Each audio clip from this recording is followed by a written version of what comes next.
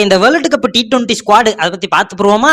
Opening மிரட்டலு, அடுத்த 2 பேரு நொறுக்கல், keeping 2 பேரும் கெதக்கல், அடுத்த ஆல்ரவுண்டர் 4 பேரும் அடுத்து ஸ்பின்னு பங்காளிக சுருட்டல், அப்புறம் பேஸ் பவுலர் 2 பேரு மிரட்டல், அப்புறம் தான் இருக்கான்ல இவன் தான் தேவையில்லாத ஒரு டல். ரைட், இப்ப பார்த்த பூரா பயலுக்கும் விளையாட போவேல ஏதாவது நோக்காடு வந்துருச்சு, நான் இவருக்கு பதில் இவர் அப்படின்னு நாடகத்துல காட்டுவாங்கல்ல, அந்த மாதிரி ஒரு 4 பேர் எடுத்து வச்சிருக்காங்க. சுமன் கில்லு, ரிங்கு சிங்கு, கலீல் அகமது, அப்புறம் தான் ஆவேஸ் கான்.